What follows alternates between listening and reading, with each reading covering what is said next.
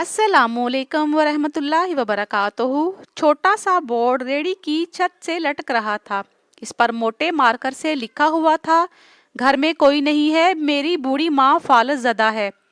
मुझे थोड़ी थोड़ी देर बाद इन्हें खाना और इतनी ही मर्तबा हाजत कराना पड़ती है। अगर आपको जल्दी है तो अपनी मर्जी से फ्रूट तोल लें, पैसे कोने पर रैगजीन के गत्ते के नीचे रख दीजिए, साथ ही रेट भी लिखे हुए हैं। और अगर आपके पास पैसे ना हो तो मेरी तरफ से ले लेना, इजाजत है। वल्लाह खैर राज़िकीन। इधर उधर देखा, पास पड़े तराजू में 2 किलो सेब तोले, 2 दर्जन केले लिए, शापर में डाले, प्राइस लिस्ट से कीमत देखी, पैसे निकाल कर रेडी के फट्टे के गत्ते वाले कोने को उठाया। वहाँ 100, 50, 10 10 के नोट पड़े थे। मैंने पैसे इसी में रख कर इसे ढक दिया।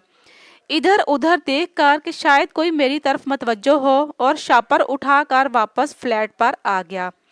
अफ्तार के बाद मैं और भाई उधर गए। देखा एक बारिश दाढ़ी आधी काली आधी सफेद हल्के क्रीम कलर कुर्ते शलवार में रेडी को धक्का लगाकर बस जाने ही वाला था। वो हमें देखकर मुस्कुराया और बोला, साहब फल तो खत्म हो गया। नाम पूछा तो बोला खादम हुसैन।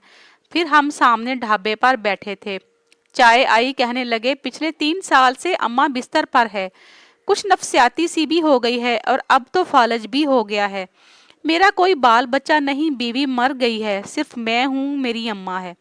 अम्मा की देखभाल करने वाला कोई नहीं है, इसलिए मुझे हर वक्त अम्मा का ख्याल रखना पड़ता है। एक दिन मैंने अम्मा के पांव दबाते हुए बड़ी नरमी लजाहत से कहा, अम्मा तेरी तीमारदारी को तो बड़ा जी करता है, पर जेब में कुछ नहीं। तू मुझे कमरे से हिलने नहीं देती, कहती है तो जाता है, तू जी घबराता है। तू ही बता मैं क्या करूं। अब क्या गैब से खाना उतरेगा? ना ही मैं बनी इसराइल का जना हूं, ना मूसा की माँ है।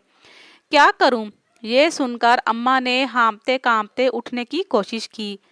मैंने तकिया ऊंचा करके उसको बिठाया, टेक लगवाई। उन्होंने झुर्रियों वाला चेहरा उठाया और अपने कमजोर हाथों का प्याला बनाया और न जाने रब्बुल आलमीन से क्या बात की। फिर बोली, तू रेडी वहीं छोड़ आया कर, तेरा रिस्क तुझे इसी कमरे में बैठ कर मिलेगा। मैंने कहा, अम्मा क्या बात करती है? वहां छोड़कर आऊंगा तो कोई चोर चक्का सब कुछ ले जाएगा।